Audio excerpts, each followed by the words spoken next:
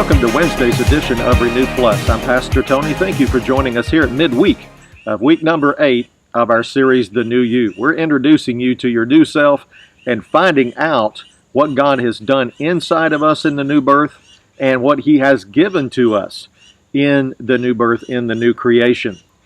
Now I want to go back over and finish up from Luke chapter 15. We kind of left off yesterday. I ran out of time talking about this parable that Jesus spoke in Luke 15 of the two sons. Now again, a lot of people treat this as the parable of the lost son or the parable of the prodigal son, but in reality, there's two sons involved here. One of them went out and wasted his inheritance and came back and was restored. The other one, even though he received the inheritance at the same time as the younger brother did, as the prodigal son did, who wasted it, he never actually received and accepted it. He never could get to the point that he actually accepted that inheritance. And we find this out about this guy. I believe this is really a picture of most of the believers, most of the church people. Right here, most of the people who are born again, they have an inheritance. They are sons and daughters of God and heirs of God. They have an inheritance. They've been qualified for it. But they're just not accepting it because they're looking at this whole thing wrong. They're seeing it as still something we have to work and earn for. Well, wait a minute. If it's an inheritance, that's not something you earn or work for. That's something you just receive and accept based on a relationship with the one who left you that inheritance. And see, this is what Jesus is trying to get across to us right here. We're not talking about receiving a paycheck from God. We're actually talking about receiving our inheritance. But you can't receive an inheritance until you see that you're a son or a daughter of God and God's included you in that inheritance. Remember, I said this yesterday. I'm going to be saying this a lot over the next couple of weeks and the remaining lessons in this series right here. You are, and therefore you have. See, if you don't see who you are, who God has made you, what God has included in who you are, then you'll never actually have and accept and possess what God has already given to and provided for you. Now, again, let's just pick up from verse 25 and read on down because we're picking up on the older son here. Now, a lot of people would say, well, yeah, he's got a beef right here. Well, we'll see about this. All right, so verse 25, it says, Now his older son was in the field, and as he came and drew near to the house, he heard music and dancing. There was a big party going on. So verse 26, he called one of his servants and asked what these things meant. And he said to him, Your brother has come, and because he has received him safe and sound, your father has killed the fatted calf. And now that's a big deal right there. You only do that. You only throw a barbecue on special days when there is something big to celebrate. So verse 28, but he was angry, would not go in. He was angry. See, the reason he was angry was because he didn't feel his brother deserved that. Well, again, we're not talking about what we deserve. See, the same reason, the same basis for him being angry is the same reason he didn't go in, and the same reason he never accepted his inheritance, because he was still trying to earn and work for it. It says, Therefore his father came out and pleaded with him. Verse 29, So he answered and said to his father, Lo, these many years I have been serving you. Notice, he still saw himself as an outsider, a stranger. He never saw himself as full sonship privileges and rights with an inheritance. But remember, we read it yesterday over in chapter number, same chapter, verse number 12.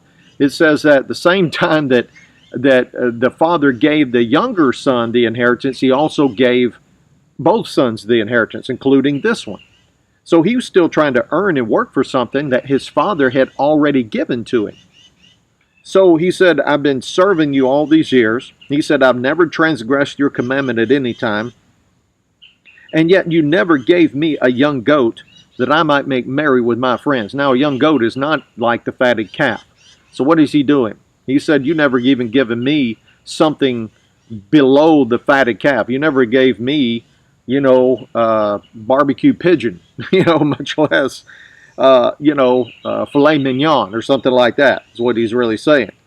He said that I might make merry with my friends. Well, he's actually trying to blame his father for not giving him according to what he thinks he deserves, which is a young goat. All right, he thought that was all he deserved, I guess. But notice his father has already given to him his inheritance. He could have done that any time. So verse 30, he says, but as soon as this son of yours, notice he didn't even include him as being, my brother. He said, this son of yours came, who has devoured your livelihood with harlots. Well, that's not exactly true, because he gave him out of his livelihood their inheritance. It belonged to them. He could do whatever he wanted to with it. This boy chose to go out and waste it, which is not that's stupid. All right, we don't go out and waste the stuff that God gives us. So he says, he devoured your livelihood with harlots. You killed the fatted calf for him. So notice that the father's response to him, his response and what he said to him, is really speaking volumes and really telling us something big time. I mean, big time here. Verse 31. And his father said to that older son, son. Notice he referred to him as son. He had to remind him who he was. He had to remind him of his relationship that he had with him. Notice he didn't say, well, servant, or good employee, star employee for the month. No, he said, son, you are always with me. And notice, all that I have is yours. Notice that. Look at what he's saying. This is Jesus telling us about our Father's heart. Not only about our Father's heart and his graciousness, his goodness, his generosity, but also about our relationship with him and what this inheritance includes. He said, son, you are always with me, and all that I have is yours. Because you're in my house, not just what, I gave you as part and portion of that inheritance that, the younger son went out and spent it all up. He said, because you're in my house, all that I have is yours. You could have enjoyed filet mignon anytime. You could have thrown a party anytime. You don't have to work and earn it out in the field.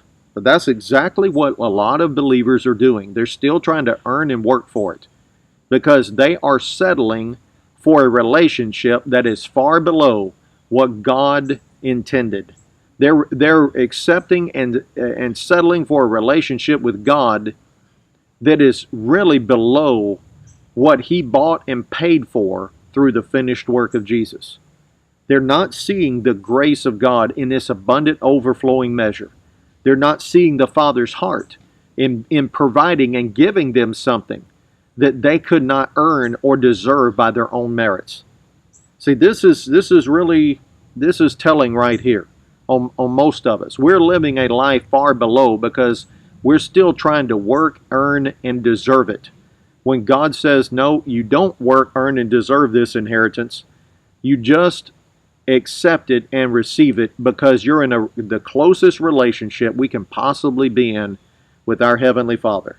Son, you are always with me, and all that I have is yours. Verse 32, it was right that we should make merry and be glad, for your brother was dead and is alive again, and was lost and is found. So notice that the Father's heart is a lot different. Now, again, Jesus is painting a picture of the Father's heart here. This is really more of a parable about the Father and about the Father's heart than it is about those two sons. Even though those two sons weigh in on this, and what they did and how they relate to their father tells us a lot. But it's really telling us about our own Heavenly Father's attitude and heart towards us. And notice, he's not what a lot of people think. I grew up under a lot of religion, and I thought God was harsh. That he only, he demanded out of us. He demanded, this perfection. He demanded us to work for a period of time, and then eventually we can retire and go to heaven, and we'd have our inheritance. and then barely, it's not going to be all that, much anyway after we get there. And I had this real picture of God as being angry, mean, stern, sitting sitting up in heaven, peering over, just waiting for us to miss it so he can just knock us out into oblivion somewhere. That is not a picture that he's painting here at all. The picture he's painting right here is this Father is not only good, gracious, and kind and loving, but also he's a God of joy, and he likes to throw a party. I'm telling you, our Heavenly Father will celebrate and throw a party at the drop of a hat. And he'll drop the hat in order to throw the party. I mean, he's the kind that Jesus spoke about that throws a party when the one returns. Not, just the 99 who goes off. What about all the other people who are going off? Well, God wants them to return as well. But listen, he'll throw a party when one person returns. When one sinner repents. He'll throw a party for that. There's a constant party going on in heaven. You say, well, I thought God was an old fuddy-duddy, and I thought he was dull and boring. Well, that's the way I thought as well. That, if the picture of God was any indication of the church service that I attended growing up, that was the longest hour. That was the longest hour of my life. I could not wait to get out of there. It was so dull and boring. But see, that is not a picture of God at all. I tell you, our God is a God of joy. He's a God of celebration. He'll party. And listen, the parties that he throws are for the right reasons. I know the world parties, they party for the wrong reason. They party as a way of escape. They party and then they have a hangover for 3 days afterward. That is not the way our God parties. And no, it doesn't have a hangover. It has a hang on. Okay? Psalm chapter 16, verse 11 says that in the presence of God is fullness of joy. Is fullness of joy. God wants you to enjoy life. This is really what he's pleading with this older son. Don't try to earn and work for it. Don't try to earn your inheritance. I've already given it to you. You've been with me. You're my son. All that I have is yours. You could have partaken of anything, anytime that I have. You could have thrown a party and enjoyed life. Notice that God, this picture of our Father is not that he doesn't want to enjoy life and celebrate. No, in fact, he wants to do this. And he always throws the best parties, having the best stuff. This is the reason we can enjoy life, because first of all, we're in a relationship with God. The closest relationship that you could possibly be with God. And notice that he has included us in an inheritance right here. Now, notice, let's go to Hebrews 1 real quick. Hebrews, the first chapter. I want you to see this verse right here. The two verses here in Hebrews chapter 1. Verse number 1, it says, God, who at sundry or various times and in various ways spoke to us in time past. Notice, time past, to the fathers by the prophets. Verse number 2, has in these last days. What are these last days that he's talking to and referring to? Our days, the days of the new covenant, the days of the new creation. He says, has in these days spoken to us by his Son, whom he has appointed, notice, whom he has appointed heir of all things. Notice that he appointed Jesus the Son as heir of all things, through whom he made the worlds. Now with that in mind, notice this. So what did he say? He appointed his Son Jesus heir of all things. All right, well, let's go back over to Romans chapter 8 once again. Romans chapter 8. Pick up on one verse. This is going to be really an eye-opener for you right here. Romans chapter 8, verse number 16. It says, the Spirit himself bears witness with our spirit that we are the children of God, the offspring of God. And notice, and if heirs, and if children, then heirs. If you're an offspring, God's including you in his inheritance. Then heirs, heirs of God, and joint heirs with Christ. Joint heirs, notice, joint heirs, what does that mean? Not sub-heirs, equal heirs. Joint heirs with Christ himself. What is Christ the heir of? He's the heir of all things. What did that father say to that son in that parable? He said, "Son, all that I have is yours." I tell you that right now I'm blowing religious minds because people cannot accept. You know why people don't accept this? Because they don't see this as a work of grace from God to man. They see this and their inheritance as something they're presently, in this lifetime, working to try to earn and deserve. That is not what that parable was telling us. You need to go on and accept whom God has made you. That you're a son and a daughter of God, a child of God, and that you're an heir of God and a joint heir with Christ. And you are heir of all things. All that He has is yours. That's how good our Heavenly Father is. Most people do not see His goodness in that state. You know, I made this statement before, I haven't made it in a while, in a few series, but the way you perceive God will greatly affect how you receive from God. How you perceive God, how you perceive the heart of God, will greatly affect how you receive from God.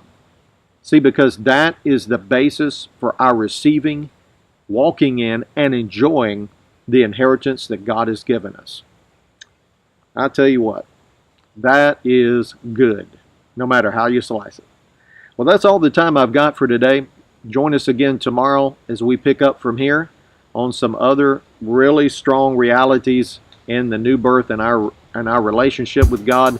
If you'd like additional materials, go to our website, tonycowan.org.